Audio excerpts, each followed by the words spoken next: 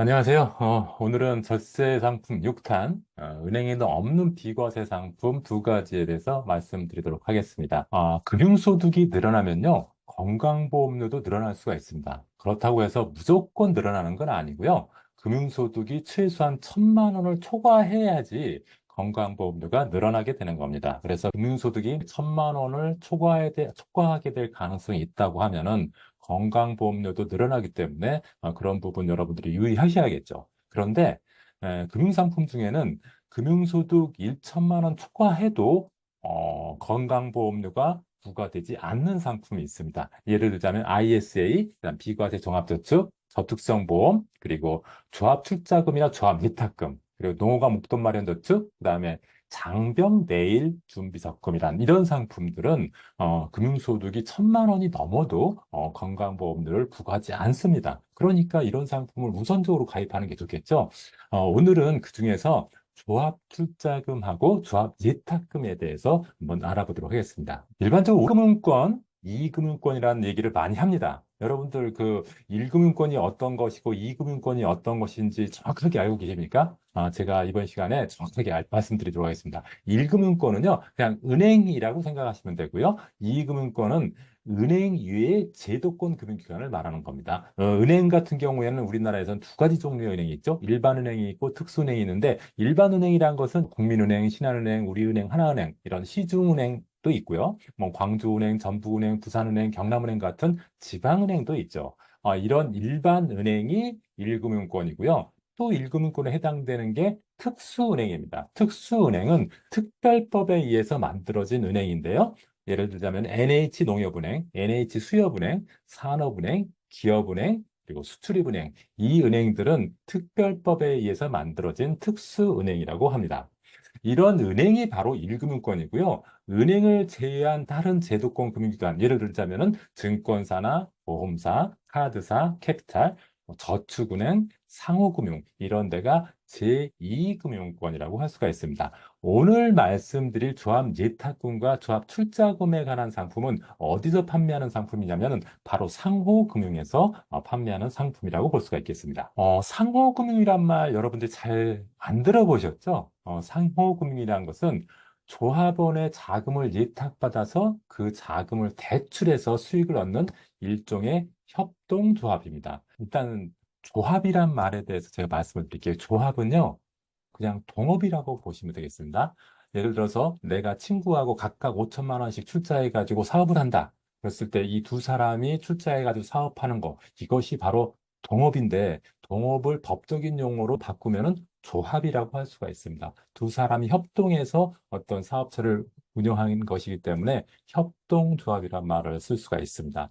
상호금융은 협동조합의 형태를 띠고 있습니다. 일반 은행이나 다른 금융 같은 경우는 주식회사의 형태를 띈 경우가 많죠. 그런데 상호금융은 협동조합, 조합의 형태를 띠고 있습니다. 그런데 이런 조합에는 단위 농협, 축협도 있고요. 신용협동조합, 우리가 보통 신협이라고 하죠. 신용협동조합도 있고, 산림조합도 있고, 새마을금고도 있습니다. 이런 상호금융에서 판매하는 상품 중에 하나가 바로 오늘 말씀드릴 조합예탁금, 조합출자금이라고 할 수가 있습니다. 이런 상호금융 여러분들 집 주변에서 많이 보셨죠? 그동안에 관심을 갖지 않으셨다면은 한번 관심을 가져도 좋을 법합니다. 왜냐하면 이런 상호금융의 뭐 예탁금이나 그런 상품들이 일반 은행 상품보다는 조금 금리가 높은 경우가 많거든요. 그러니까 집 주변에 이게 단위농협이나 신협이나 산림조합, 새마을금고가 있다고 하면은 한번 금리가 어느 정도 되는지 또 어떤 혜택들이 있는지 한번 알아보는 것도 좋다고 생각이 됩니다. 조금 전에 그 단위농협, 지역농협도 상호금융이라고 했는데 농협하면은 두 가지 종류가 있습니다. 일반적으로 농협중앙회라고 하는 은행이 있고요. 그다음에 지역농협이라고 하는 상호금융이 있습니다. 그러니까 이름은 농협이라고 똑같지만 사실은 감독기관이나 규제기관이 다릅니다. 농협중앙회 은행, 농협은행 같은 경우에는 그 금감원의 통제를 받는다고 하면은 지역농협이 단위농협은 상호금융 같은 경우에는 그 행안부의 관리 감독을 받습니다. 그래서 좀 다릅니다. 그리고 실제로 상품도 좀 다릅니다. 우리가 그 은행처럼 이용하는 데가 NH농협은행입니다. 이 농협은행은 농협중앙이라고 하고요. 그 다음에 상호금융에서 농협은 지역농협 또는 단위농협이라고 표현하는데 일반적으로 이런 단위농협, 지역농협은 앞에 지역의 이름이 붙어 있습니다. 예를 들어서 수원농협, 예를 들어서 광주농협, 순천농협, 예를 들어서 부산농협 이렇게 지역 이름이 붙어 있는 농협이 일반적으로 상호금융인 농협이고요. 그리고 농협은행이라고 있거나 농협중앙이라고 돼 있는데 이런 것은 바로 그 은행 형태의 농협이라고 보시면 되겠습니다. 그런데 오늘 말씀드릴 부분은 바로 지역농협, 그러니까 상호금융 형태의 농협을 드리는 건데 일반 농협은행하고 지역농협하고 좀 차이는 계좌번호에서도 좀 차이가 있습니다. 농협은행 같은 경우에는 계좌번호에 01, 02, 12 이런 숫자가 들어가 있고요. 단위농협, 다시 말하면 지역농협 같은 경우에는 51, 52, 56 이런 번호가 들어있다는 점. 그래서 계좌번호만 봐도 농협인데 농협은행의 계좌인지 지역농협의 계좌인지 이것을 알 수 있습니다. 농협 그러면 모두 다 똑같은 농협이라고 보지 마시고 이렇게 실제 은행 형태의 농협중앙회가 있고 상호금융 형태의 지역농협이 있는데 서로 다르다는 점 기억하시기 바랍니다.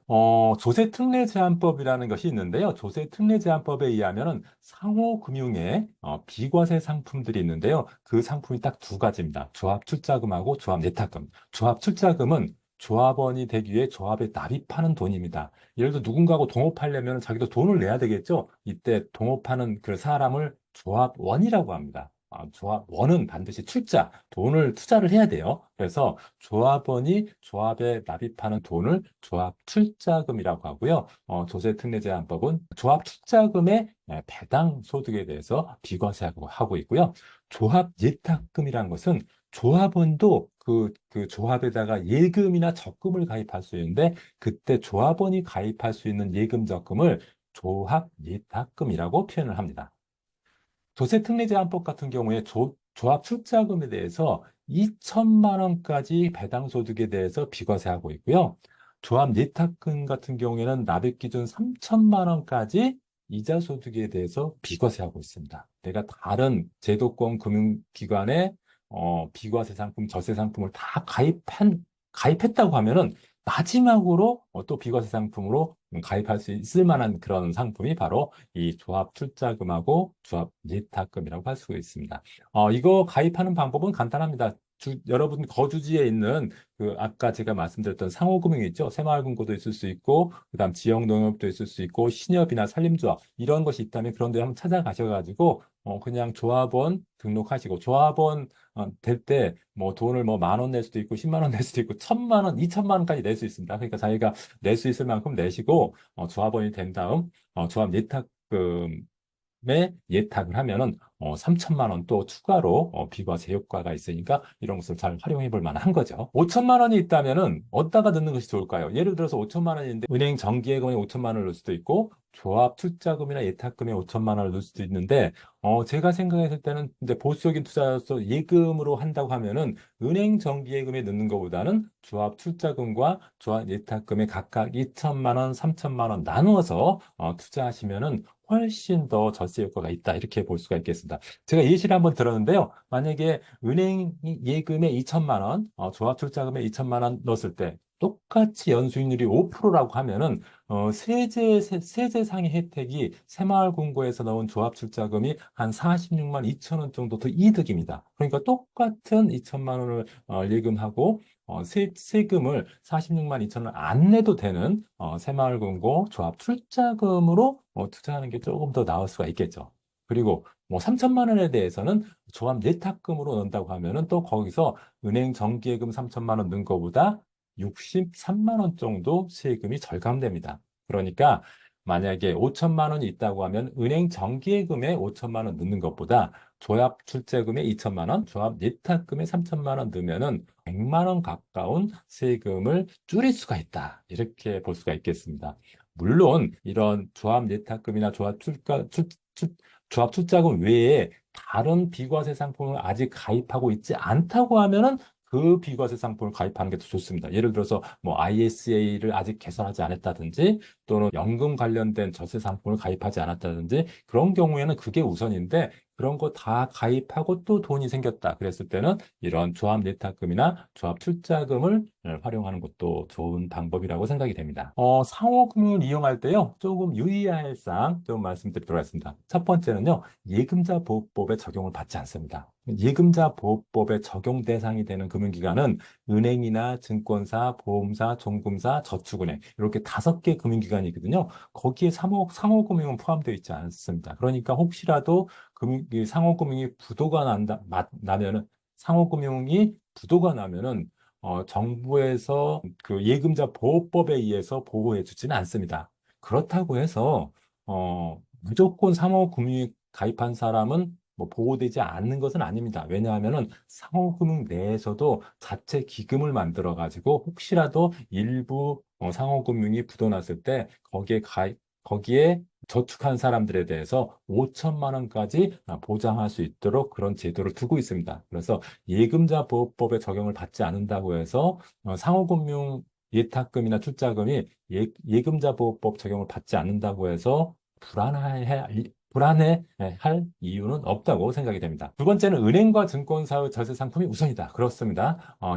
그 조합 예탁금이나 조합 출자금이 비과세 절세 상품이긴 하지만은 은행이나 증권사 상품 중에서 또 비과세 절세 상품들이 있지 않습니까? 그런 것이 있다고 하면은 그 상품을 먼저 가입하고 그리고 또 돈이 있다고 했을 때 이런 상호금융의 상품을 이용하는 것이 좋지 않을까 저는 이렇게 생각하고 있습니다. 다음 세 번째, 공격적 투자자에게는 적절하지 않다. 물론 상호금융의 조합 예탁금이나 조합 출자금이 은행 예금보다는 조금 더 금리가 높은 경우가 많습니다.